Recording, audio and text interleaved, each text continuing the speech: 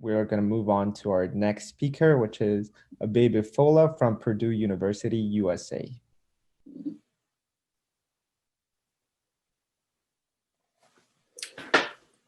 Okay, thank you, organizers, giving me the opportunity to present some of my postdoc work. And I'm Abebe Fola. I'm postdoc research associate at Purdue Institute, and I will be presenting our research topic entitled Genomic Analysis of Plasmodium falciparum infection area patterns, parasite population connectivity, and anti-malaria drug resistance across Zambia. So this study is a nested study within 2018 malaria indicator survey in collaboration with Zambia National Malaria Elimination Center. Next slide, please. So despite the major achievements that have been made, malaria is still endemic in Zambia, with 60 million people at risk of malaria and about 4 million report cases per year. And as you can see from the map, which shows the malaria prevalence under 5 children in 2018 malaria indicator survey data, there is highly heterogeneous transmission of malaria across Zambia, with 30% in La Pula and then 0% in the southern provinces, according to light microscope data. Next, please. So this malaria indicator survey data shows it's a tip of iceberg, which is a traditional surveillance approach, which is obviously commonly used to measure prevalence, but it gives a rough estimate about transmission.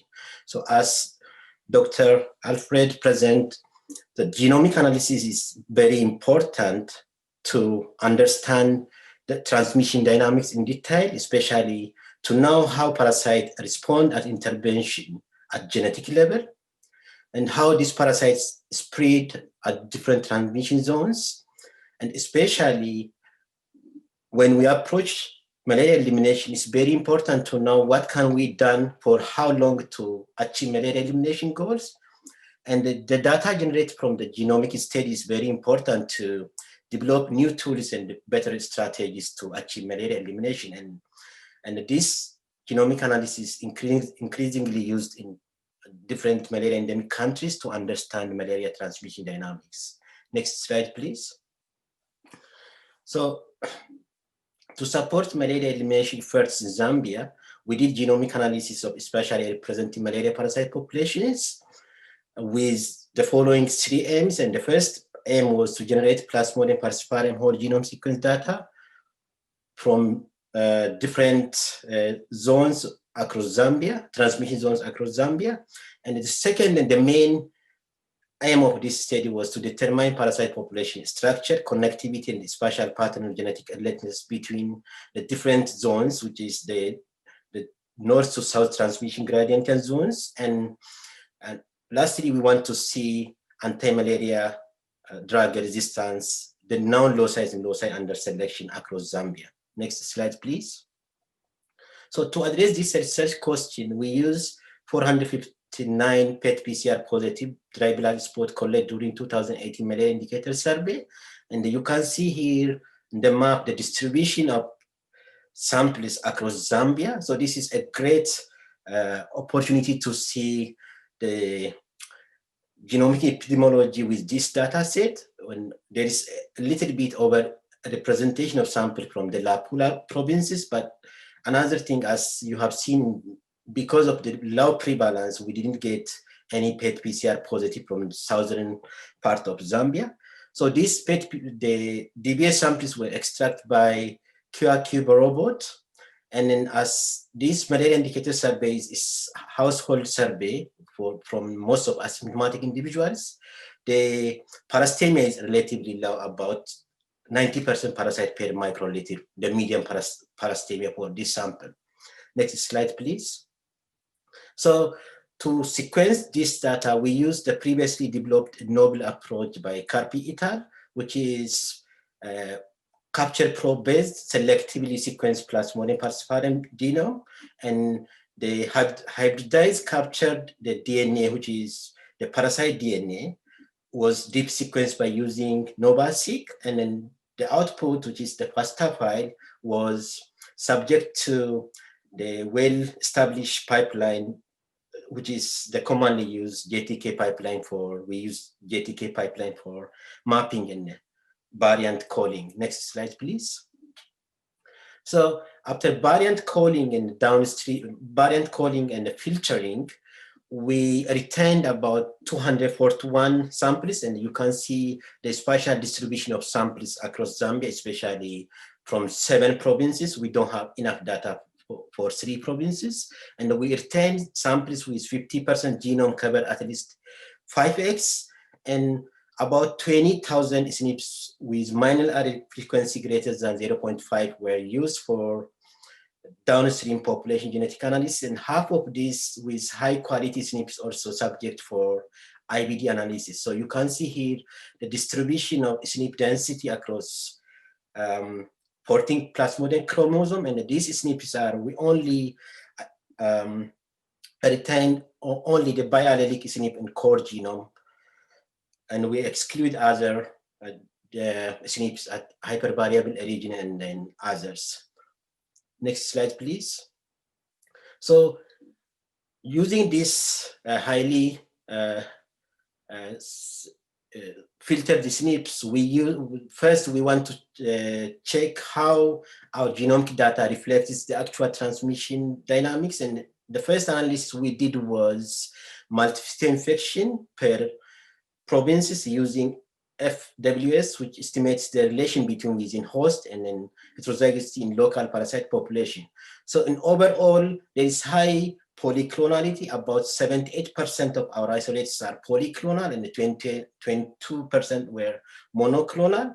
There is a variation per province, but there was less or low association with parasite prevalence.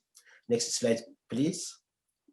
The second analysis we did was whether we want to see the parasites are clustered based on their geographic origin, and the plot in left top shows that the discriminant analysis of principal component plot, and each dot indicates individual isolate, and the color code according to the province. And you can see that there is intermixing parasite clustering with some signature of the parasite population structure, especially from 3 provinces, from Copper Belt, northern and western provinces.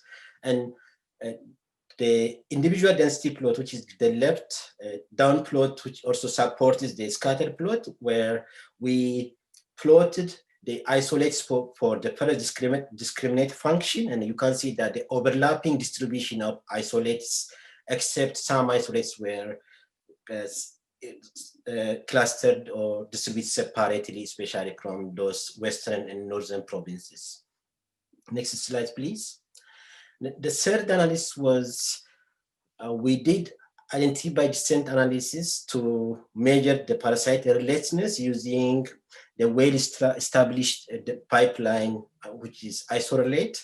And the cardinal principle behind this IBD analysis was the variation at IBD segment reflects the recombination event in Plasmodium, especially in inside the mosquito. So what does it mean? The larger IBD segment indicates the closer parasite, and then the vice versa is true. The smaller IBD segment indicates the distant parasites. And this IBD measures most recent shared ancestry, unlike the traditional FS-stat and other population genetic metrics. Next slide, please. So for 24 isolates, we retained, this is the IBD segment across the 24 isolates, and you can see that there is high variation IBD segment across genome, and the median IBD is about 300 kb with very high IBD segment at the tail of this plot, which indicates that there is high variability in parasite relatedness across Zambia. Next slide, please. So we want to see the relatedness variation within and between provinces. So the y-axis here indicates the proportion of pairs of IBD shared within each SNP, and the x-axis here indicates that the 14 chromosome. So we observed that there is variation in haplotype relatedness at the provincial level. You can see that the more peaks, which is across the genome is in the eastern provinces, and the lowest was observed in the western provinces, which reflects the variability in the recombination, which also reflects the different transmission dynamics at the provincial level. Next slide, please.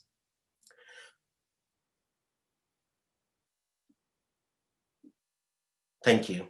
So using the power of this whole genome sequencing data, we want to see the signature of selection at the provincial level.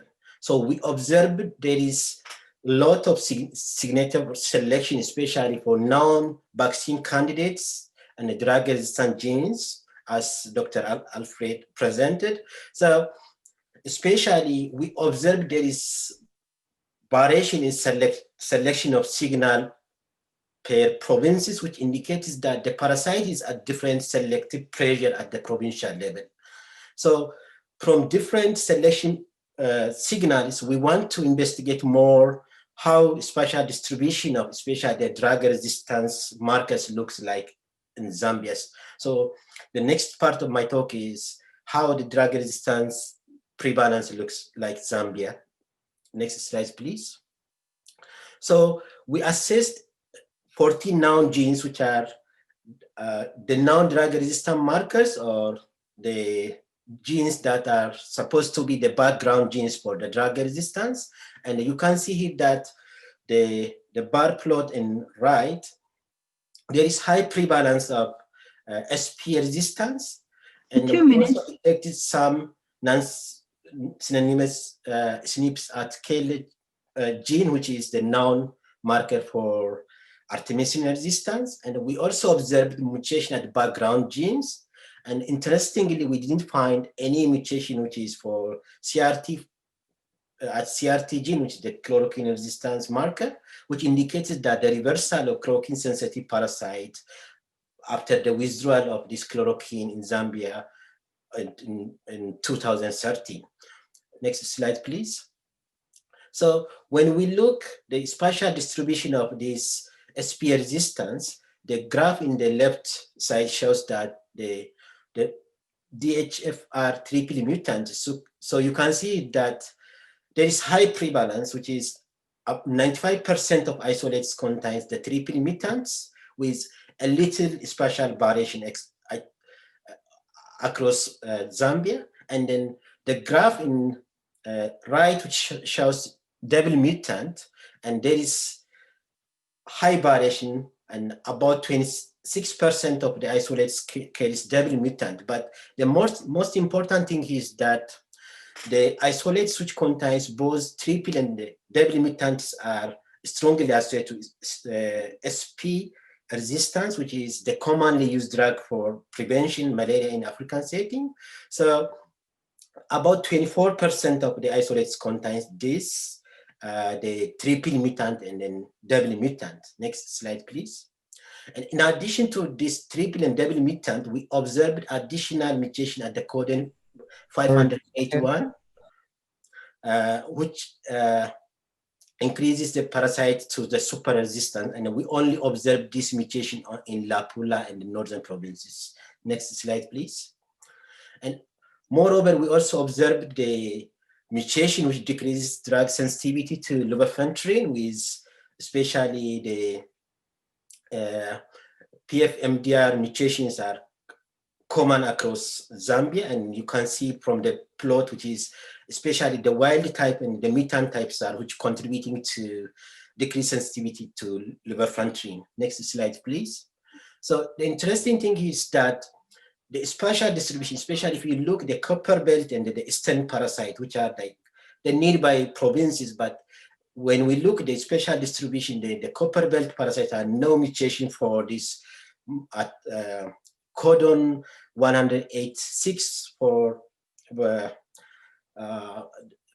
MDR1, but there is high prevalence in eastern province, which indicate which needs further investigation. Next slide, please. So to summarize our study, the Plasmodium falciparum population are diverse and highly polyclonal, which indicates high ongoing transmission across Zambia. And there is little parasite population structure across Zambia, which reflects the parasites are highly connected. And then the variable haplotype relatedness and loci under positive selection, especially reflects the different transmission dynamics and different selective pressure across the Zambia, and especially high prevalence of mutation for SP treats its widely utility for malaria prevention, and the presence of positive selection signal, especially for KLH mutation, and presence of some genes which reduce sensitivity to lumefantrine warrants close monitoring of artemisinin resistance in Zambia. And I believe I convinced that, and overall our finding shows that they steady highlight that the importance of surveillance of this genomic surveillance for malaria elimination, including emergence and spread of drug-resistant mutation. Next slide, please. So I want to thank everybody involved in this study, especially my thanks to my current mentor, Giovanna Carpi, and then others, and especially my thank goes to study participants and their families, and I'm happy to take any question. Thank you. Thank you, Abebe, for your presentations. We have time for one short question.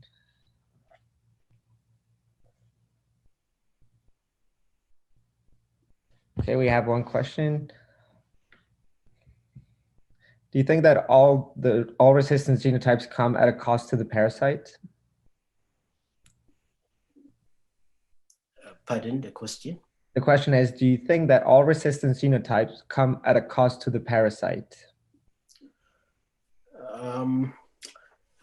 Yeah, but it needs more investigation. What causing the resistance? But so usually when you apply a selective pressure to either any, it could be treatment or other, the parasite has its own mechanism. So it's more likely to come from the cost of parasite, but there is another mechanism that contributing for drug resistance too.